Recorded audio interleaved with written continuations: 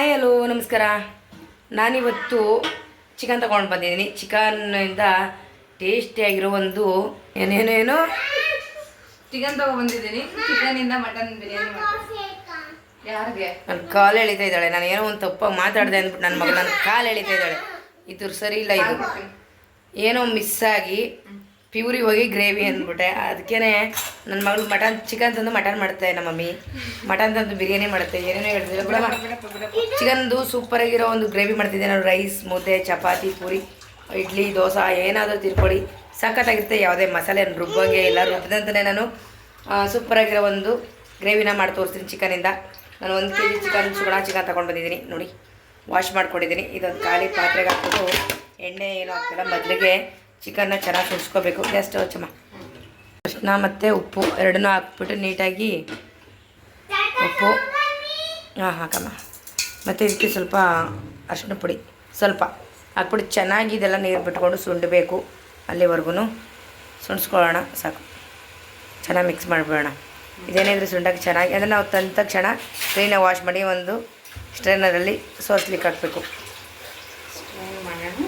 S, ಇದೊಂದು ಚೆನ್ನಾಗಿ mix ಮಾಡ್ಕೊಳ್ಳೋಣ. ಯಾಕೋ ಇವತ್ತು ನಾಲ್ಗೆ ಹೆಂಗೆ ಆಡಿಸ್ತಾ ಇದೆ.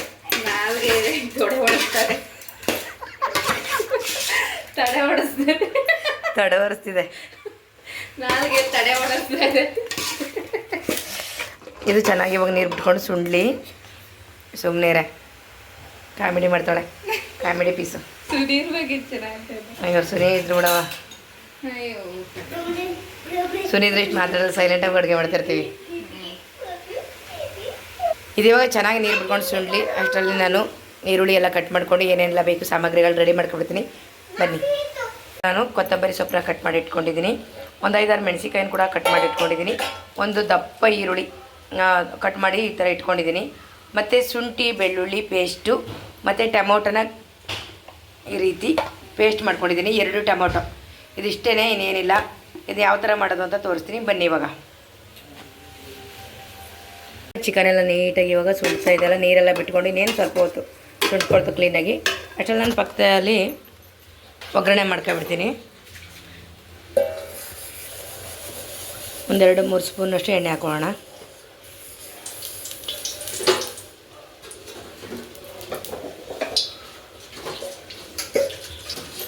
ಎಣ್ಣೆ ಕಾಯಬೇಕು.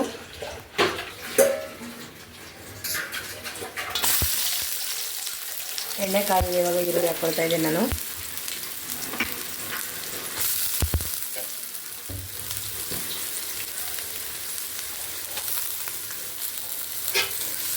ಚೆನ್ನಾಗಿ ಈರುಳ್ಳಿನ ಫ್ರೈ ಮಾಡ್ಕೋಬೇಕು. ಇವಾಗ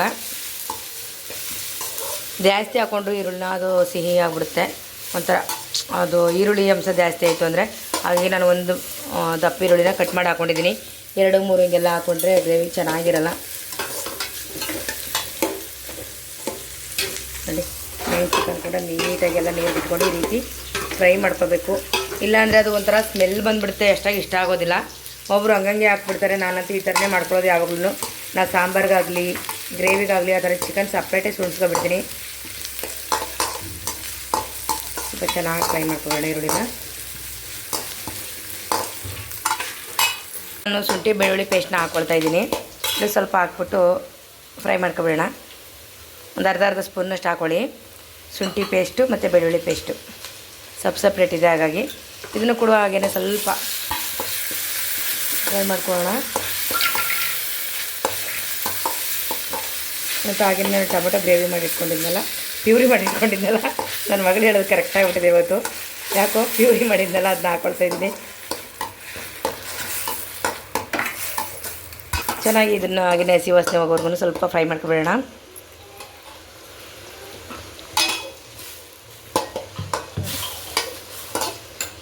ನೋಡಿ, ಇವಾಗ ಇದು ಚೆನ್ನಾಗಿ ಹಸಿ ವಾಸನೆ ಎಲ್ಲ ಹೋಗಿ ಎಣ್ಣೆ ಬಿಟ್ಕೊಳ್ತಿದ್ದಿಲ್ಲ. ಇವಾಗ ನಾನು ಖಾರದ ಪುಡಿನ ಹಾಕ್ಕೊಳ್ತಿದ್ದೀನಿ. ನಾವು ಮಟನ್ ಸಾಂಬಾರು ಚಿಕನ್ ಸಾಂಬಾರ್ಗೆ ಹಾಕ್ಕೊಳ್ತೀವಲ್ಲ ಅದೇ ಖಾರದ ಪುಡಿನ ಸ್ವಲ್ಪ ನಮಗೆ ಖಾರ ಎಷ್ಟು ಬೇಕೋ ಅಷ್ಟು ಸೇರಿಸ್ಕೊಳ್ಳೋಣ. ಇದನ್ನು ಹಾಗೆಯೇ ಸ್ವಲ್ಪ ಮಿಕ್ಸ್ ಮಾಡ್ಕೊಬೇಡ. ನಮ್ಮ ಮನೆ ಸಾಂಬಾರು ಯಾರು ಜಾಸ್ತಿ ತಿನ್ನಲ್ಲಲ್ವಾ, ಹಾಗಾಗಿ ಸ್ವಲ್ಪ ಹೀಗೆ ಮಾಡಿಕೊಂಡ್ರೆ ಇನ್ನೂ ಟೇಸ್ಟ್ ಚೆನ್ನಾಗಿರುತ್ತೆ ಅಂತ ಮಾಡ್ಕೊಳ್ತಾ ಇರೋದು. ಇವಾಗ ಸ್ವಲ್ಪ ನೀರು ಸೇರಿಸ್ಕೊಳ್ಳೋಣ. ಇವಾಗ ಜಾಸ್ತಿ ಕೂಡ ನೀರು ಹಾಕ್ಕೊಳ್ತಾ ಇಲ್ಲ. ಇವಾಗ ಇದಕ್ಕೆ ಹಾಗೆಯೇ ಕೊತ್ತಂಬರಿ ಸೊಪ್ಪು ಕಟ್ ಮಾಡಿ ಇಟ್ಕೊಂಡಿದ್ದೆ ನಾನು, ಅದನ್ನು ಕೂಡ ಸೇರಿಸ್ಕೊಳ್ತಿದ್ದೀನಿ ನೋಡಿ.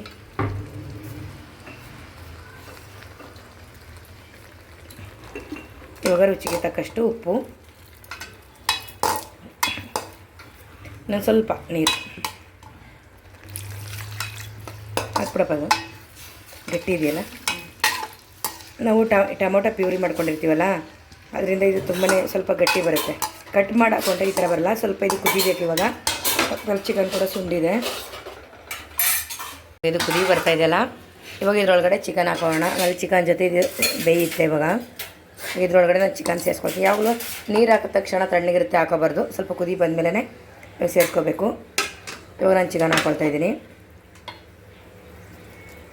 ನೋಡಿ. ಕುದೀತಾ ಇದೆ ಅಲ್ವಾ ನೋಡಿ. ಅದರ ಚಿಕನ್ದು ಅದು ಎಣ್ಣೆ ಎಲ್ಲ ಬಿಟ್ಕೊಂಡಿರುತ್ತೆ, ಅದೆಲ್ಲ ಹಂಗೆ ಇರುತ್ತೆ. ಇವಾಗ ಮಿಕ್ಸ್ ಮಾಡಿಬಿಡೋಣ.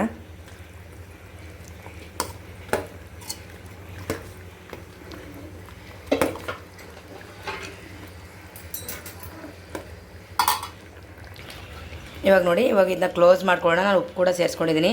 ಇವಾಗ ಬೇಯಬೇಕಲ್ವ ಚೆನ್ನಾಗಿ ಸ್ವಲ್ಪ. ಓಕೆ, ಇವಾಗ ನೋಡಿ ಕುದೀತಾ ಇದೆ ಚೆನ್ನಾಗಿ. ಸ್ವಲ್ಪ ಇವಾಗ ಮಿಕ್ಸ್ ಮಾಡ್ಕೊಬಿಡೋಣ. ಇದು ಫುಲ್ಲು ಬೆಂದಮೇಲೆ ಗಟ್ಟಿ ಆಗುತ್ತೆ. ಇದು ಇವಾಗಲೇ ಆಲ್ರೆಡಿ ಗಟ್ಟಿ ಆಗ್ತಿದೆ ನೋಡಿ. ತೆಳ್ಳಗೇನಿರಲ್ಲ. ಇದಕ್ಕೇನು ಮಸಾಲೆ, ಕಾಯಿ, ಕಡಲೆ ಅದು ಏನೂ ಹಾಕಿಲ್ಲ ನಾನು. ಸ್ವಲ್ಪ ಬೇಯಬೇಕು, ಪರ್ಫೆಕ್ಟ್ ಆಗುತ್ತೆ. ಅಂದರೆ ನಮ್ಮಲ್ಲಿ 3 ಜನ ಕರೆಕ್ಟಾಗಿ ಆಗುತ್ತೆ.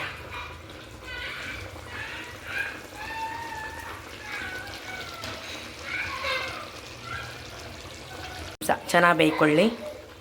ಮುಚ್ಚಿಬಿಡ್ತೀನಿ. ಮತ್ತೆ ಉಪ್ಪೆಲ್ಲ ಸರಿಯಾಗಿದೆ ಅಂತ ಈ ಟೈಮಲ್ಲೇ ನೋಡ್ಕೋಬೇಕು, ಉಪ್ಪು ಖಾರ ಎಲ್ಲನೂ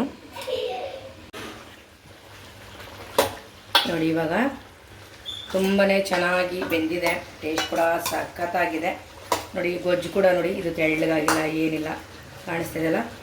ರೈಸ್ಗೆ, ಮುದ್ದೆಗೆ, ಚಪಾತಿಗೆ ಎಲ್ಲಕ್ಕೂ ತುಂಬ ಚೆನ್ನಾಗಿರುತ್ತೆ. ಅಂದರೆ ಜಾಸ್ತಿ ಸಾಂಬಾರು ಬೇಕು ಅಂದರೆ ಆಗಲ್ಲ. ಮನೇಲಿ ಒಂದು 3 ಜನ 4 ಜನಕ್ಕೆ ರೈಸು, ಮುದ್ದೆ, ಚಪಾತಿ ಏನು ಬೇಕಾದರೂ ತಿನ್ಬೋದು. ಅಷ್ಟಂತೂ ಗೊಜ್ಜು ಖಂಡಿತವಾಗ್ಲಾಗಿದೆ. 1 kg ಚಿಕನ್ ಅಂದರೆ ಇನ್ನೆಷ್ಟು ತಾನೇ ಮಾಡ್ಕೊಳಕ್ಕಾಗುತ್ತೆ ಅಲ್ವಾ? ಅಷ್ಟೇ ಅಲ್ವಾ? ನೋಡಿ ಪರ್ಫೆಕ್ಟ್ ಅದವಾಗಿ ಚೆನ್ನಾಗಿ ಬಂದಿದೆ. ನಿಮ್ಮ ಮನೆಗಳಲ್ಲಿ ಒಂದು ಸರಿ ಟ್ರೈ ಮಾಡಿ ಹೇಗಿತ್ತು ಅಂತ ಕೂಡ ಹೇಳಿ. ಇಲ್ಲ ನಿಮ್ಮ ಮನೆಗಳಲ್ಲಿ ಹೀಗೆ ಮಾಡಿದ್ರೆ ನನ್ನ ಕನ್ನಡದಲ್ಲಿ ಕಮೆಂಟ್ ಮಾಡಿಬಿಟ್ಟು ತಿಳಿಸಿ. ಸೂಪರಾಗಿ ಬಂದಿದೆ. ಕಲರ್ ಯಾಕೆ ಕಾಣ್ತಿದೆ ನೋಡಿ.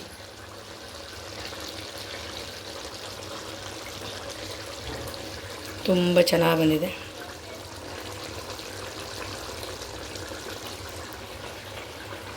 ಟೇಸ್ಟ್ ಅಂತೂ ಸಖತ್ತಾಗಿದೆ.